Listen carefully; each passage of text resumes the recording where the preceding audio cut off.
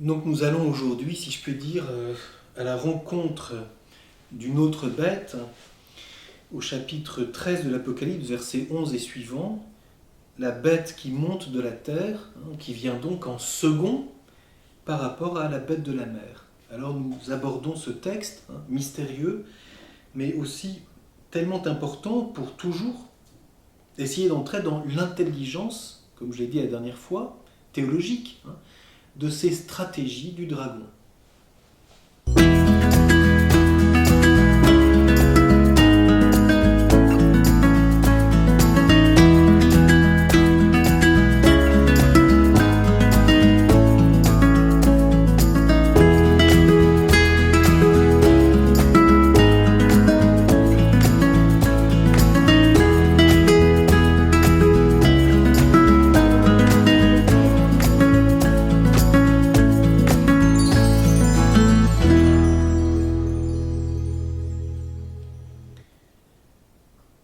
Et je vis une autre bête monter de la terre. C'est une vision, donc c'est de l'ordre de la foi. Et elle avait 2 cornes, semblables à des cornes d'agneau. Et elle parlait comme un dragon. Et le pouvoir de la première bête, elle le fait entier devant elle. C'est très bien traduit, c'est très beau. J'allais dire, elle achève le pouvoir de la première bête. Elle le fait entier. Sans elle, le pouvoir de la première bête n'est pas totalement entier. Nous reviendrons, je lis pour le moment. Et elle fait que la terre, et que tous ses habitants se prosterneront devant la bête, la première, de qui fut guérie la plaie de sa mort. C'est traduit toujours très littéralement, mais c'est intéressant à cause de cela. Et elle fait des signes assez grands pour faire aussi que du feu descende du ciel sur la terre en face des hommes. Et elle égare ceux qui habitent sur la terre par le moyen des signes qu'il lui fut donné de faire en face de la bête, en disant à ceux qui habitent sur la terre de faire une image à la bête qu'elle appelait du coutelas et qui vécut. Et il lui fut donné de donner souffle à l'image de la bête, pour que non seulement prenne la parole l'image de la bête, mais qu'elle fasse que tous ceux qui ne se prosternent pas devant l'image de la bête soient tués. Et tous, les petits et les grands, les riches et les pauvres, les hommes libres et les esclaves, elle fait qu'on leur donne une marque sur leur main, la droite, ou sur leur front, et que l'on ne puisse acheter ou vendre, si l'on n'a pas la marque, le nom de la bête, ou le chiffre de son nom. Donc un sceau, quelque chose qui est une marque, j'allais dire, d'infamie. Sur la main droite, on viendra sur ce que ça veut dire, et sur le front. Ici est la sagesse, Ode est Sophia Estin, là est la sagesse, celui qui a de l'intelligence, qu'il calcule le chiffre de la bête, car c'est un chiffre d'homme. Pour la première bête, on nous disait que quiconque a oreille écoute. Donc il faut écouter ce qui nous est dit, ce qui nous est dit au sujet de la première bête. Ici, on nous demande l'intelligence et la sagesse. Ici est la sagesse, celui qui a de l'intelligence, qu'il calcule le chiffre de la bête. Car c'est un chiffre d'homme. Et son chiffre est 666. Nous viendrons sur ce chiffre, bien sûr. 3 fois le chiffre 6. Donc, il ne s'agit pas de se contenter d'écouter. Ici, on nous demande de coopérer avec intelligence pour calculer le chiffre de la bête, c'est-à-dire pour voir où est-ce qu'elle se cache. Où met-elle sa marque ? Elle agit par en dessous, apparemment au service de la première bête. Elle se présente comme toute relative. Et donc elle agit d'une façon, invisible. Elle prend la couleur du terrain. C'est pour ça que c'est la bête de la terre. Elle prend la couleur du terrain. Et donc, il faut non pas se contenter d'écouter, mais être attentif pour voir que sur le terrain en question, il y a des choses qui relèvent de la présence de la bête de la terre. Et donc, de la bête de la mer et donc du dragon, puisque tout ça comporte des médiations successives. Alors je reprends pour aujourd'hui la première fois, puis nous continuerons la fois prochaine à essayer d'approfondir. Première constatation, justement, elle monte de la terre. La première bête, c'est la mer, et j'ai essayé de vous dire que la mer, c'est le passage d'un milieu à un autre, c'est quitter une terre pour aller vers à la fois un inconnu, un horizon, mais aussi vers une autre terre. Qu'est-ce que c'est que traverser la mer? J'entendais il y a quelques jours quelqu'un qui évoquait un proverbe, je crois, mélanésien, qui dit que dans cette tradition de ces hommes, la population se divise en deux, n'est-ce pas? Il y a les hommes des arbres et les hommes de la mer. Et le commentaire était celui-ci, les hommes des arbres, ce sont ceux qui habitent sur une terre et qui sont enracinés, ils sont liés à leurs arbres. Et puis il y a ceux qui coupent les arbres, qui en font des pirogues et qui vont vers d'autres îles pour voir ce qui s'y passe. Alors, les choses étaient commentées de façon très négative en disant les hommes de la mer, c'est uniquement des hommes qui sont attachés à aucune patrie, et c'est donc l'image des gens d'aujourd'hui qui sont dans la mondialisation. Bon, certes, d'accord, pourquoi pas, mais ça c'est une corruption de quelque chose qui fait partie de l'intelligence humaine, ce que vous avez vu la dernière fois. La connaissance de l'autre fait partie de l'intelligence, c'est même lié au jugement d'existence. Donc, il n'y a pas que du négatif dans la mer. Donc, ceci est beaucoup plus subtil par conséquent. La bête de la mer, c'est celle qui corrompt la capacité d'intelligence d'aller vers l'autre et d'en faire un lieu de puissance et de domination. Alors là, de fait, il y a bien une perversion que l'on peut constater, mais qui va bien plus loin que simplement un certain politique qui n'ont plus de patrie. C'est très bien, c'est une des réalisations de la bête de la mer. Le fait de nier le lien de l'intelligence et du réel, très bien. Mais c'est une corruption de quelque chose qui est... Sinon, ça n'aurait pas de prise. L'intelligence humaine est capable aussi de la mer parce qu'elle est capable de quitter son lieu pour aller à la rencontre de quelque chose d'autre. Aristote lui-même l'a souligné en disant, mais dans nos voyages au loin, nous reconnaissons quelque chose du même, parce que nous voyons que ces hommes sont aussi des hommes, mais ils ont d'autres coutumes, et donc ça nous élargit l'esprit, ça nous fait nous interroger d'une autre façon. Bien sûr qu'on peut aussi tendre vers le relativisme, et ça c'est ce que faisaient à son époque les sophistes. Mais Socrate a réagi à ça en disant, mais les sophistes ont tort en disant que tout n'est que relatif, qu'il y a quelque chose de commun à cette diversité, c'est l'homme profondément dans ce qu'il a lui-même. Et j'ai essayé de vous dire la dernière fois que c'est là l'enjeu de la bête de la mer. Détruire l'intelligence humaine dans ce qu'elle a de plus profond, en travestissant le sens qu'elle a de l'universel, pour la ramener à elle-même. Déjà nous entrevoyons les chiffres de la bête, dans un immanentisme qui fait qu'elle se divinise. L'orgueil, c'est précisément de se croire, parce qu'on est capable de l'universel, Dieu lui-même. Et donc se faire juge, y compris du réel. Je n'entre pas plus loin pour le moment, mais voyons bien. La bête de la terre, si je puis dire, c'est une toute autre question.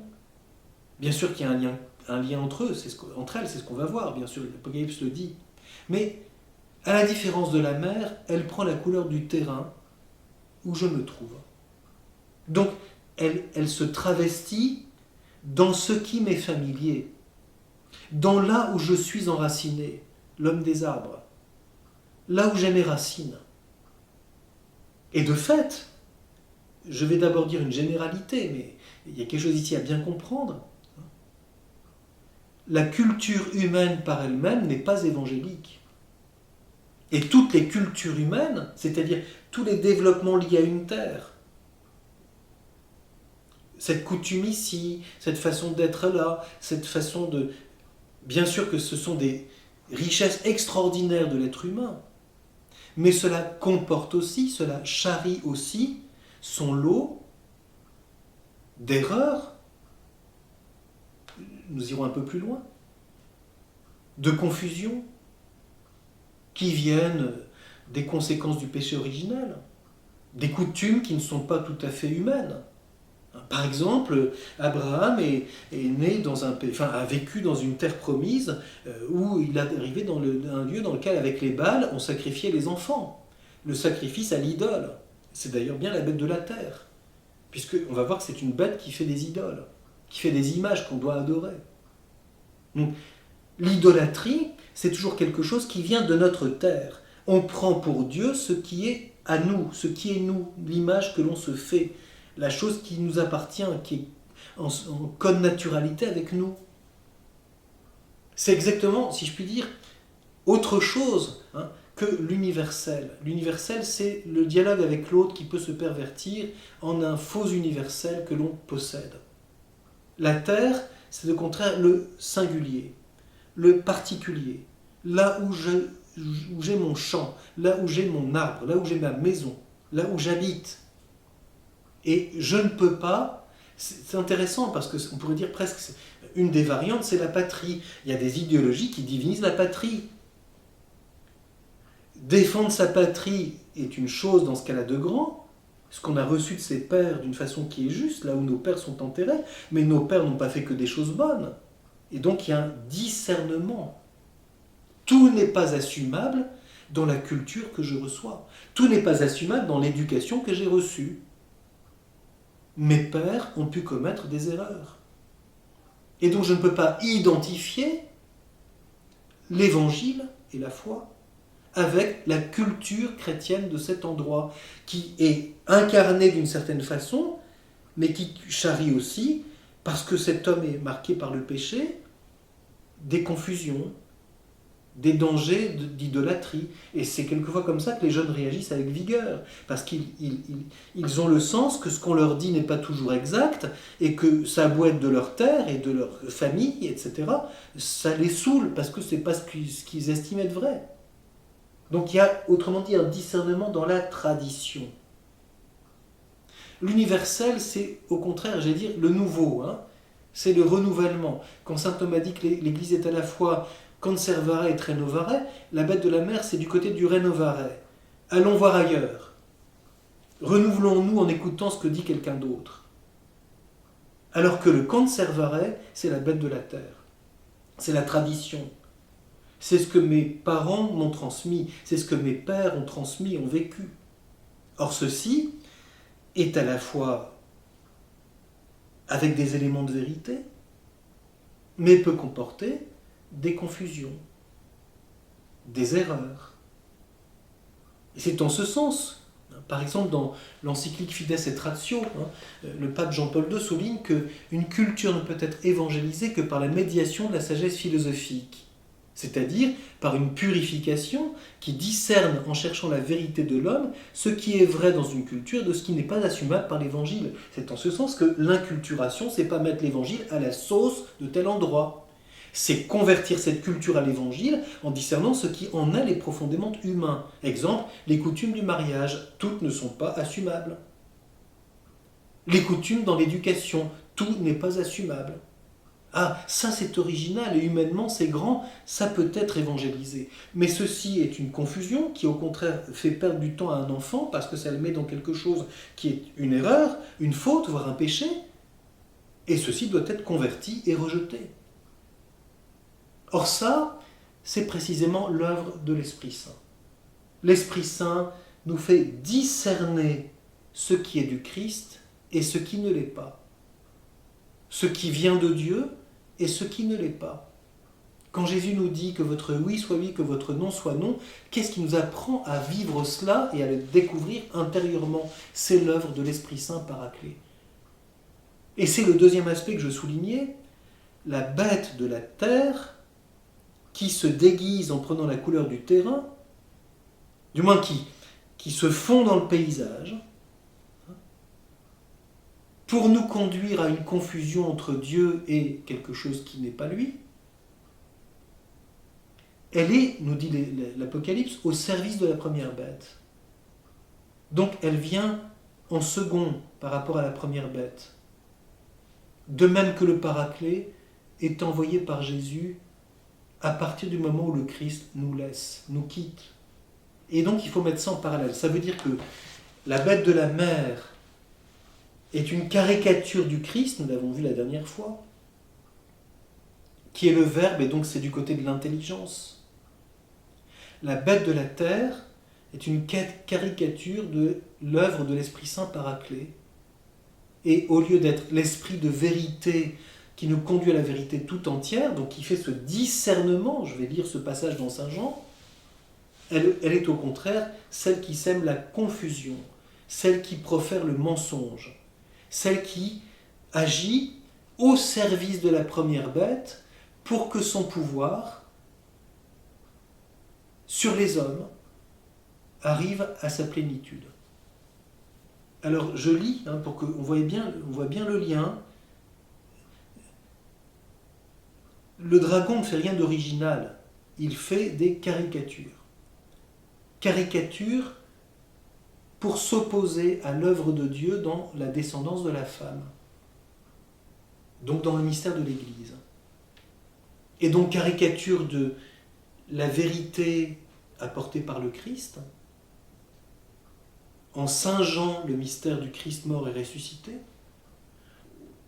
en faisant croire que l'homme peut par lui-même s'auto-ressusciter, en se niant et en se reprenant lui-même, et caricature du Paraclet, la bête de la terre, en singeant la parole de Dieu, en proférant le mensonge, en faisant des simulacres. Donc elle œuvre dans une fausse liturgie, elle dresse des faux symboles. On voit comme c'est exactement des choses que l'on perçoit. La manière dont les symboles, dont les images, dont tout ce monde dans lequel on baigne, cette culture dans laquelle on est, peut nous faire perdre beaucoup de temps, nous mettre dans la confusion. Le démon règne là, par la bête de la terre. Si vous regardez par exemple la publicité, elle n'est jamais la même selon les pays. Quand on est en Suisse, les publicités sont toutes avec des vaches. La vache Milka défend le chocolat suisse. En France, ça fait plutôt rire. Ah mais en Suisse, c'est quelque chose, la vache. Donc telle chose fait écho dans telle terre, dans telle sensibilité, dans telle culture, qui comporte des éléments extraordinaires sur le plan humain. Un pays de montagne, une civilisation de montagne, il y a des traditions très intéressantes, qui sont tout autres qu'un pays de plaine, qui sont tout autres qu'un pays maritime. Donc il y a des sensibilités différentes. Et donc, la manière dont il faut intervenir pour influencer est forcément différente. On ne dit pas la même chose à un marin et à un montagnard. Sinon, ça ne porte pas. C'est très in communi, comme on dirait. Non, ça demande d'être individualisé. C'est ça la bête de la terre. Elle s'individualise. Elle vient rejoindre exactement là où on est capable d'être saisi, capable d'être pris, capable d'être touché par quelque chose. Si on parle à quelqu'un de quelque chose qui le touche, il porte attention. C'est ainsi que l'Esprit Saint fait. Il prend notre langue. C'est ce qui est montré le jour de la Pentecôte. Il prend la langue maternelle des gens. Il s'adapte. Saint Thomas souligne que l'Esprit Saint ne s'est pas incarné. Mais il s'adapte. Il se fait celui qui atteste à notre esprit. Il nous rejoint. Il parle notre langue maternelle. Et quand on regarde par exemple les apparitions de la Vierge, elle s'adapte exactement à la sensibilité de celle à laquelle elle apparaît. La personne à laquelle elle apparaît. Quand Marie parle à Bernadette, elle lui parle son patois. Si Marie elle parlait français, Bernadette n'a rien compris, elle ne parle pas le français. Elle parle quelques mots, mais comme elle a eu du mal pour aller à l'école. Donc si Marie était intervenue en parlant français à la mode Napoléon III, Bernadette ne sait même pas de quoi on parle. Et elle répète, elle ne comprend même pas le mot quand elle va trouver son curé. Quand Marie apparaît au Mexique, à Juancín, Notre-Dame de Guadalupe, elle apparaît comme une indienne.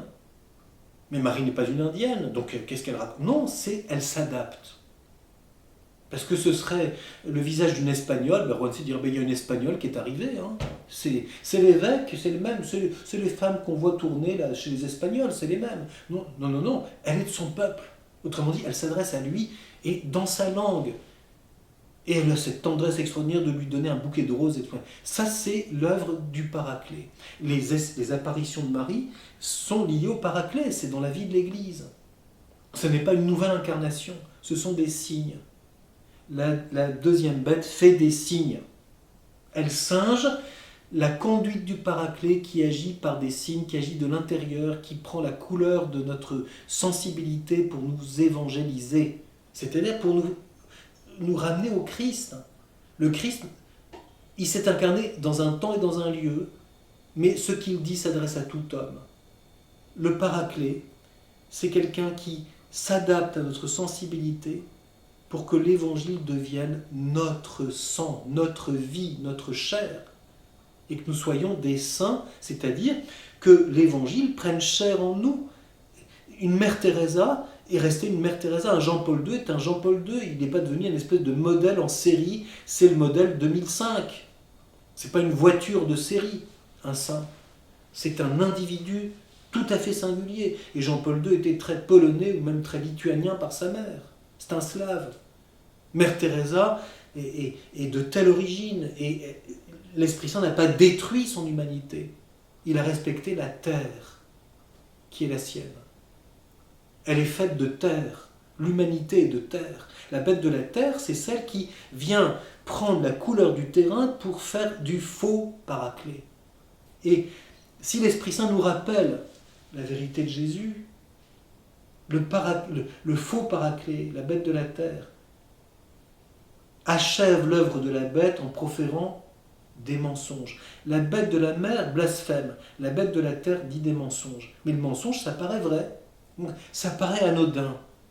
On endort les gens, hein, comme le serpent dans le livre de la jungle. On endort, et on finit par dire des énormités, mais tout le monde trouve ça normal, c'est adapté au terrain.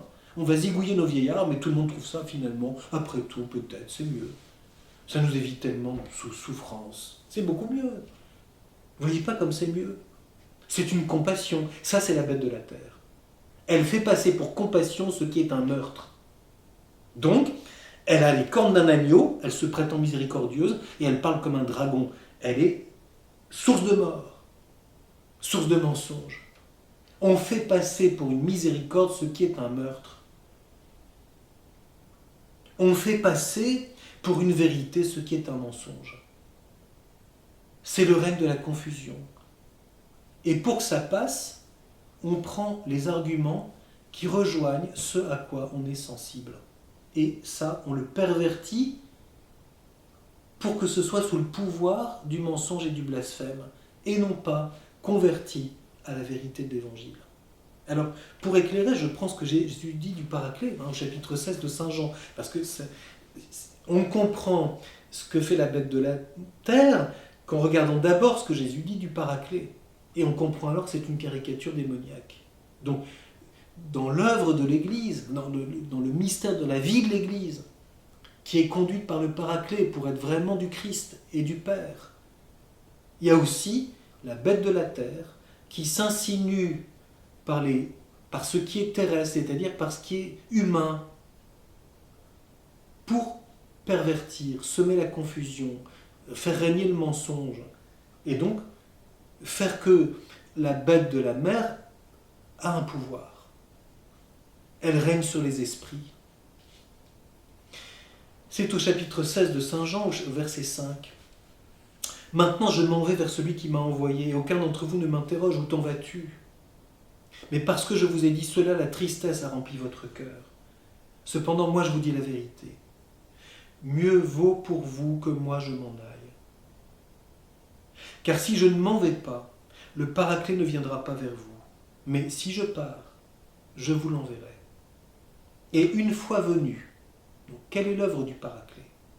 Celui-ci confondra le monde à propos de péché et de justice et de jugement. Donc le Paraclet opère un discernement, ce que je disais tout à l'heure.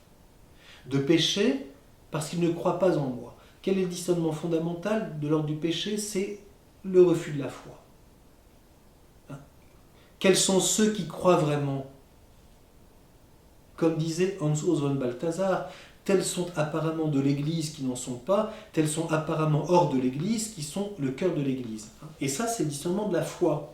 Il y a des gens qui apparemment ne sont pas de l'Église, qui ont plus de foi, vivent dans le Christ, même peut-être à l'état d'attente, que des cathos habituels qui, à force d'être dans la tiédeur, ne savent plus tout à fait ce que c'est que de croire. Ils sont prêts à tous les compromis, à tous les aménagements pour que la vie chrétienne soit tout de même assez confortable et sympathique. À tous les mensonges, du moment qu'on est dedans.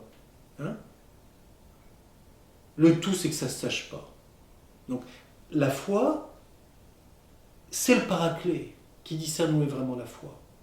Quand Jésus dit à une femme dans l'Évangile, « Femme, ta foi est grande », et pourtant, elle ne fait pas partie des disciples. « Femme, ta foi est grande ». Donc, de justice, parce que je m'en vais vers le Père et que vous ne m'apercevrez plus. La sainteté, c'est ça la justice ici, c'est d'aller vers le Père. Et c'est le paraclet qui nous montre que c'est bien ce pourquoi Jésus est venu. Et lui-même nous apprend à aller vers le Père. C'est ça la vraie justice. La vraie justice, c'est pas de respecter le code de la route. C'est pas d'être au feu rouge. Ça c'est permis, ça c'est pas permis. Ça c'est encore très matériel. La vraie justice, c'est d'aller vers le Père en toutes choses. Donc la vraie conversion, c'est, y compris de mon état de pécheur, d'aller vers le Père. Père, je me lèverai et j'irai vers le Père et je lui dirai. Et Jésus dit bien que ce fils prodigue, il est sauvé. Et que le fils aîné, au contraire, non. Lui qui croyait être avec le Père, il ne l'est pas. Jésus nous montre où est la vraie sainteté. Un saint, c'est un pécheur converti qui se lève vers le Père chaque jour, alors qu'il sait qu'il est loin du Père. Et de jugement, parce que le chef de ce monde est désormais jugé. Donc le paraclet discerne ce qui est l'œuvre du démon et c'est déjà jugé. Il est cuit. Comme un homard, c'est fini, il est rouge. C'est réglé.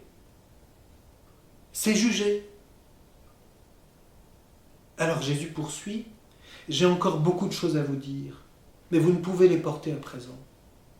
Quand il viendra, celui-là, l'esprit de vérité, donc il vient bien après, il vous guidera vers la vérité totale, tout entière, car il ne parlera pas de lui-même, mais il dira ce qu'il entend, et il vous annoncera ce qui doit venir. Celui-là me glorifiera, car c'est de ce qui est à moi qu'il prendra, et il vous l'annoncera. Tout ce qu'a le Père est à moi, voilà pourquoi je vous ai dit, c'est de ce qui est à moi qu'il doit prendre, et il vous l'annoncera. Donc le paraclet, de même que Jésus nous dit qu'il ne dit rien de lui-même, mais qu'il dit seulement ce qu'il entend du Père, le paraclet ne nous dit rien de nouveau, mais nous rappelle tout ce que Jésus nous a dit, et nous conduit à la vérité tout entière de ce que Jésus nous a enseigné. C'est-à-dire, nous fait vivre et entrer dans l'intelligence divine de ce que Jésus nous a enseigné, en étant parmi nous. Donc, la bête de la terre, de même que le paraclet nous conduit à Jésus et au Père, la bête de la terre cherche à nous conduire, tel un faux paraclet, par le mensonge. Elle parle comme un dragon, caricature de la parole de Dieu. Elle profère donc des blasphèmes. Sous des dehors, j'allais dire patelin. Elle se prétend douce comme un agneau. Et le pouvoir de la première bête, elle le fait entier devant elle. Comme le paraclet nous conduit à la vérité tout entière, elle, qu'est-ce qu'elle fait ? Elle cherche à accomplir le pouvoir, non pas la vérité, le pouvoir de la première bête. C'est-à-dire cette universalité du mensonge. Ce règne de l'orgueil. Elle fait que la terre et que tous ses habitants se prosterneront devant la bête. Donc, c'est elle qui œuvre pour qu'on reconnaisse le pouvoir de la bête et qu'on se prosterne, fausse adoration. Donc, c'est une idolâtrie. Rappelez-vous que quand le démon emmène Jésus sur le pinacle du temple et qu'il le tente, il lui dit « Si tu te prosternes devant moi, je te donnerai tout ce que tu vois d'ici, tous les royaumes de la terre, mais si tu te prosternes. » Donc il y a toujours la volonté chez le démon de faire qu'on se prosterne devant lui, c'est-à-dire qu'on reconnaisse son pouvoir, qu'on s'écrase, et qu'on reconnaisse qu'après tout, il a raison. Donc qu'est-ce que fait la bête de la terre ? Elle prend des moyens, on va voir, des simulacres, des fausses paroles. Elle se sert d'un argument qui semble cohérent. La terre, c'est ce qui est cohérent. Tout ce qui est lié à cette terre, c'est cohérent avec elle. C'est en ce sens que quand on voit un bâtiment qui est complètement hors sol, si on peut dire, qui n'a rien à voir avec l'esprit du lieu, on est choqué. On dit, mais ça ne ressemble pas à ce qu'il y a d'ici. C'est une espèce de verrue. Dès qu'on parle d'urbanisme, on saisit bien ça, l'unité d'un lieu, etc., la figura d'un lieu. Il y a une harmonie qualitative. Le Paraclet fait toujours ça. Il ne détruit rien, il sanctifie tout. La bête de la terre, elle fait des faux semblants, des faux en harmonie. Mais en réalité, c'est un simulacre. Une fausse liturgie, de fausses apparences. Elle fait que la terre et tous ses habitants se prosterneront devant la bête, la première, de qui fut guérie la plaie de sa mort. Donc elle conduit à ce qu'on reconnaisse la puissance de l'orgueil. Et elle fait des signes assez grands pour faire aussi que du feu descende du ciel sur la terre en face des hommes. Donc elle fait des faux miracles. Donc on voit bien, c'est des signes, c'est des apparences, c'est des idoles, c'est des simulacres. Bête de la terre. Et ça, c'est dit, c'est fait d'une façon telle que ça correspond à notre sensibilité. Ça correspond à notre façon de voir les choses. Ça correspond à notre culture. Vous n'avez quand même pas lutté contre ça. Tout le monde a toujours fait comme ça. Voyons. Vous exagérez. C'est la coutume d'ici. C'est pas étonnant, vous êtes étranger, vous ne comprenez pas. Non, dans votre coutume, il y a quelque chose qui n'est même pas humain. Il y a quelque chose qui ne correspond pas à la vérité. Donc, le Paraclet discerne. La bête de la terre confond, mélange, farfouille, brouille les pistes, pour qu'on finisse par dire qu'après tout, on ne peut pas lutter contre ça. On abdique. Le Paraclet nous met toujours debout. Jamais on abdique quand l'Esprit Saint nous conduit. Parce qu'on est devant l'Esprit de vérité. Et la vérité n'abdique pas. La bête de la terre veut faire qu'on abdique devant la bête de la mer. On ne peut pas lutter contre elle. C'est ce qui était dit de la première bête. Tout le monde dit on ne peut pas lutter contre elle. Qui peut faire la guerre contre la bête? C'est pas possible. Et bien c'est la bête de la terre qui nous donne cette conviction, cette fausse conviction. On ne peut pas lutter contre ça, voyons. Ça ne sert à rien. Donc j'ai dit la dernière fois que c'est important de comprendre les vrais combats, de ne pas être dans des combats d'arrière-garde, des choses secondaires.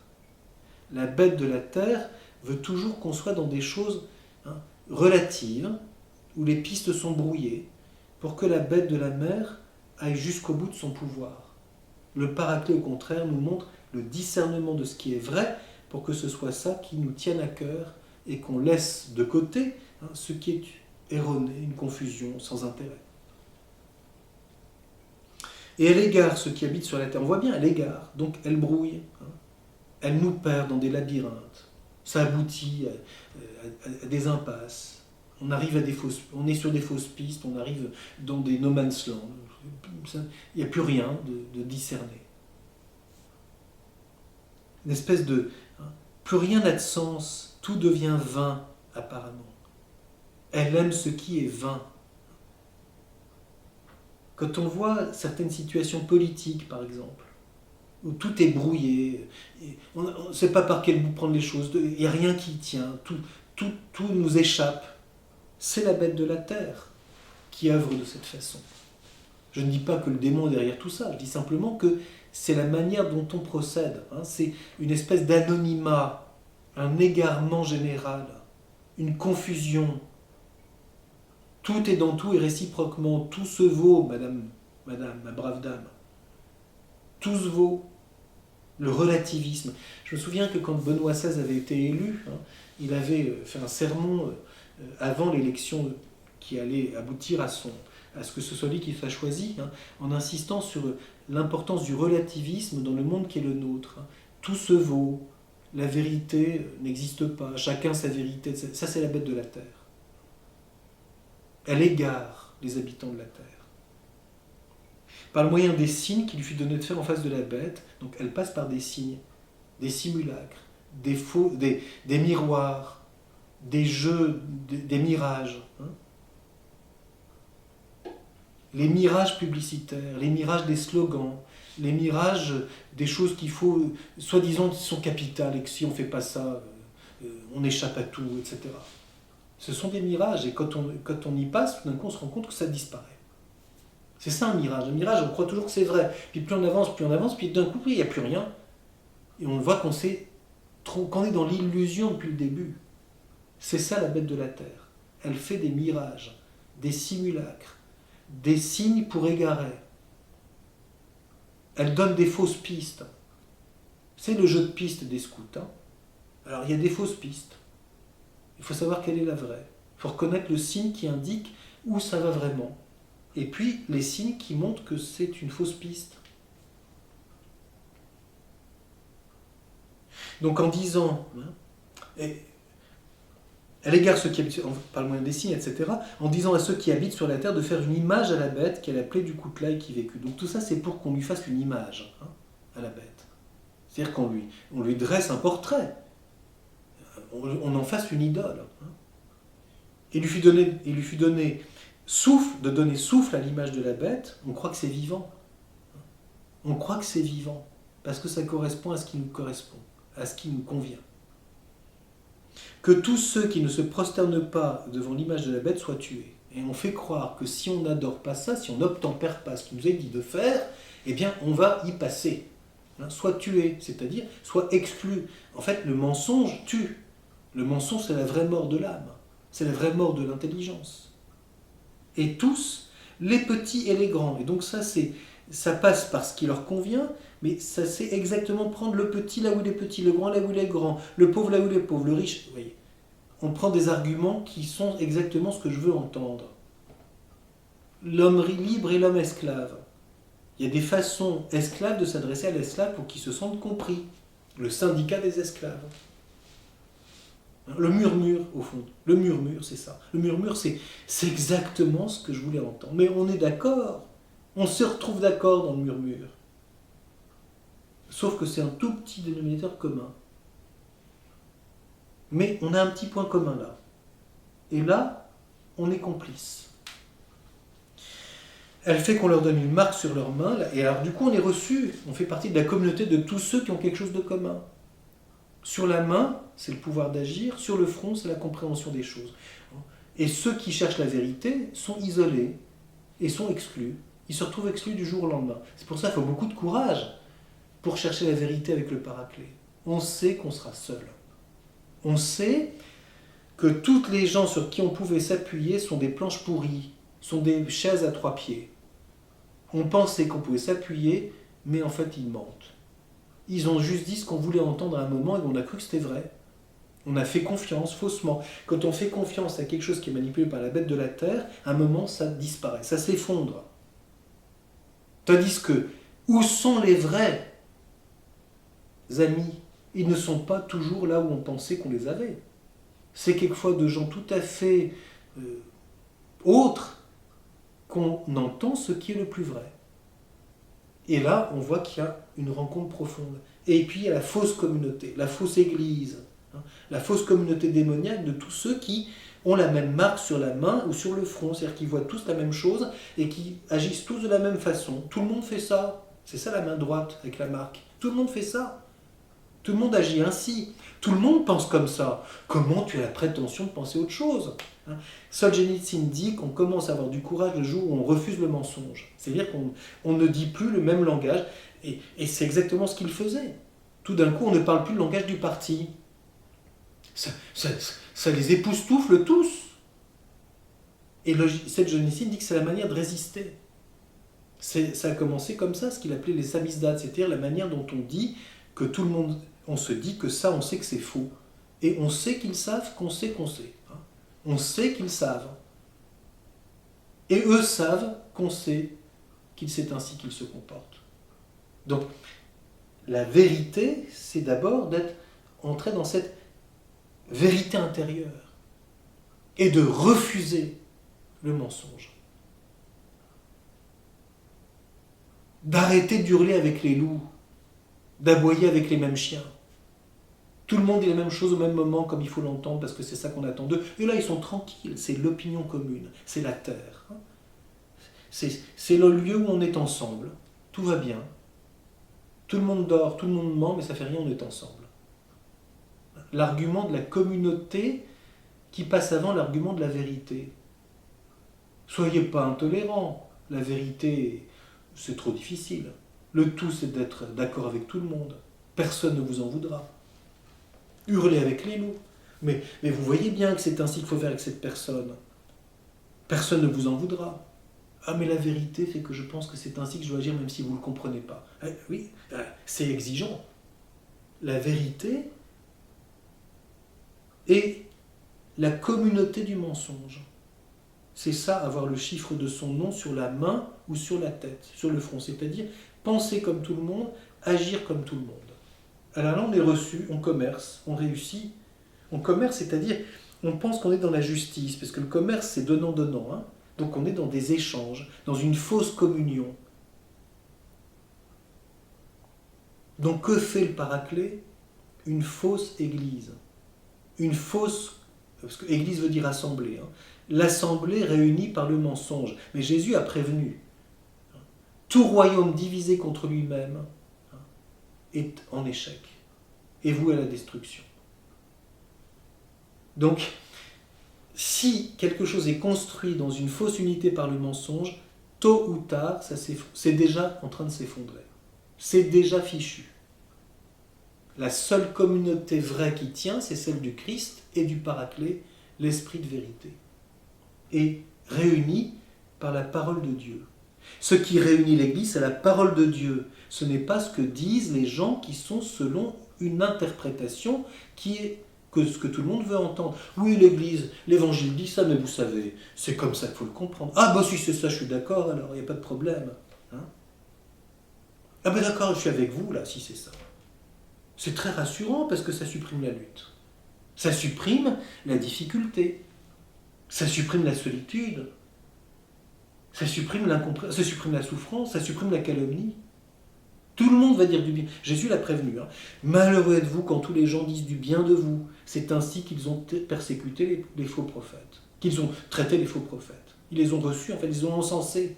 Tout le monde est d'accord du moment que vous dites ça. C'est très bien. C'est plus du tout la vérité, c'est exigeant. C'est plus du tout exigeant, c'est parfait, on est tous d'accord. Alors si c'est ça.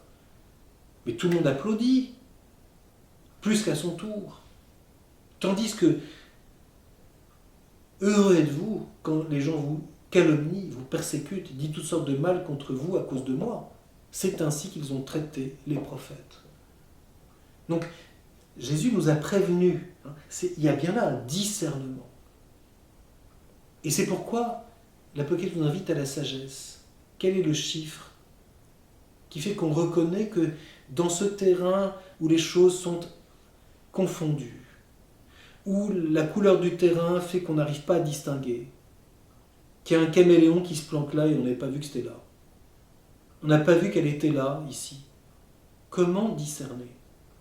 Il faut saisir le chiffre. Le chiffre, c'est-à-dire, c'est là où on reconnaît sa présence. Ça, si ça porte ce chiffre, si ça porte cette marque, c'est que derrière ça, c'est la bête de la terre et non pas la vérité du cœur humain qui attend le Christ. Et ce chiffre, c'est quoi ? 666. Alors, interrogez-vous, que signifie-t-il ?